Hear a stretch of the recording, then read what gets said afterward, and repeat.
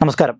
പ്രിയങ്ക ഗാന്ധി എന്ന ജനപ്രതിനിധി എത്ര വലിയ ഉഡായിപ്പാണ് എന്ന് തെളിയിക്കുന്ന ഒരു ദൃശ്യം കാണാം.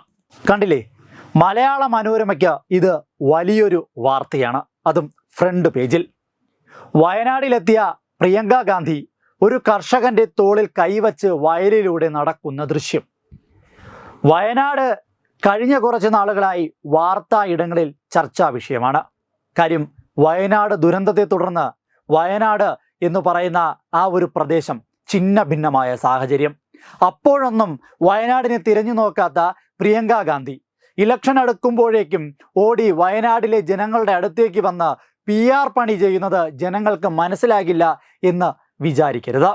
അതുമാത്രമല്ല, കോൺഗ്രസിലെ നേതാക്കന്മാർ ഫണ്ട് മുക്കി വയനാട്ടിലെ ദുരിതബാധിതർക്ക് അനുവദിച്ച ഫണ്ട്, വയനാട്ടിലെ ദുരിതബാധിതർക്ക് വേണ്ടി യൂത്ത് കോൺഗ്രസ് പിരിച്ച ഫണ്ട്, കോൺഗ്രസ് സാധാരണക്കാരിൽ നിന്നും പിരിച്ച ഫണ്ട്, ഈ ഫണ്ടൊക്കെ മുക്കി പുട്ടടിച്ചിട്ടും അതിനെക്കുറിച്ച് ഒരു വാക്കുപോലും ഉരിയാടാത്ത അതേ പ്രിയങ്ക ഗാന്ധിയാണ് ഇപ്പോൾ PR പണിക്ക് വേണ്ടി വയനാട് കയറി ഇറങ്ങുന്നത്.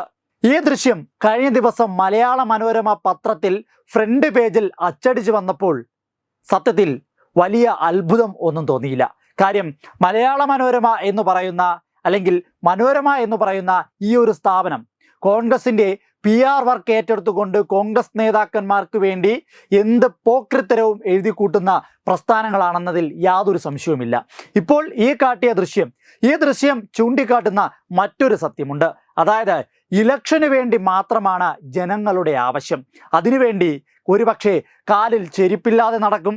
രാഹുൽ ഗാന്ധി കാണിച്ചതുപോലെ സാധാരണക്കാരുടെ ഇടയിൽ നിന്ന് പഴംപൊരിയും പുട്ടും പൊറോട്ടയും കഴിക്കും, വേണമെങ്കിൽ കടലിൽ ചാടും, എന്ത് കൊള്ളരതായ്മകളും ചെയ്യും, എന്ത് അഭിനയ നാടകങ്ങളും അവതരിപ്പിക്കും. അതിൻ്റെ ഏറ്റവും പുതിയ ഒരു ഉദാഹരണം കൂടിയാണ് ഈ പ്രിയങ്ക ഗാന്ധിയുടെ ഈ ദൃശ്യങ്ങൾ. രാഹുൽ ഗാന്ധിയുടെ അഭിനയവും നാടകവും ഒക്കെ കഴിഞ്ഞു, ഞാനും അതേ പാതയിൽ തന്നെയാണെന്ന് തെളിയിക്കുന്നതാണ് ഈ ദൃശ്യങ്ങൾ. ഈ ദൃശ്യങ്ങൾക്കുള്ളിൽ മറഞ്ഞു കിടക്കുന്ന മറ്റൊരു അപകടം കൂടിയുണ്ട്.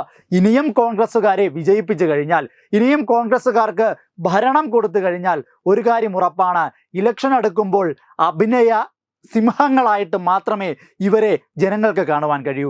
ഇലക്ഷൻ കഴിഞ്ഞ്, തിരഞ്ഞെടുപ്പ് കഴിഞ്ഞ് പ്രിയങ്ക ഗാന്ധിയെ എന്ന ജനപ്രതിനിധിയെ അവർ അങ്ങോട്ടേക്ക് അയക്കുമ്പോൾ അവിടുത്തെ ജനങ്ങൾക്കൊരു വിശ്വാസമുണ്ടായിരുന്നു, വയനാടിന് വേണ്ടി സംസാരിക്കുവാൻ വേണ്ടി ഒരു ജനപ്രതിനിധി മുന്നോട്ട് വന്നു എന്ന്. പക്ഷേ അത് ഏറ്റവും വലിയൊരു മണ്ടത്തരമായ കാഴ്ചയാണ് പിന്നീട് കാണാൻ സാധിച്ചത്.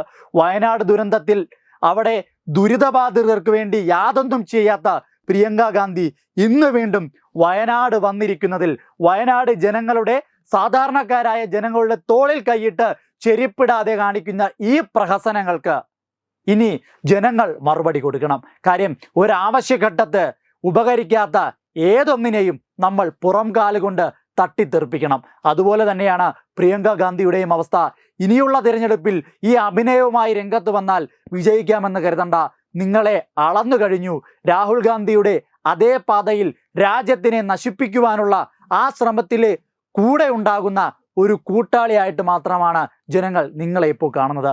പ്രിയങ്ക ഗാന്ധിയുടെ ഈ PR പണി ഏറ്റെടുത്ത് പ്രിയങ്ക ഗാന്ധിയെയും കോൺഗ്രസിനെയും വാനോളം പുകഴ്ത്താൻ നിൽക്കുന്ന മലയാള മനോരമയോട് ഇതല്ല മാധ്യമപ്രവർത്തനം, ഇങ്ങനെയല്ല മാധ്യമപ്രവർത്തനം നടത്തേണ്ടത്.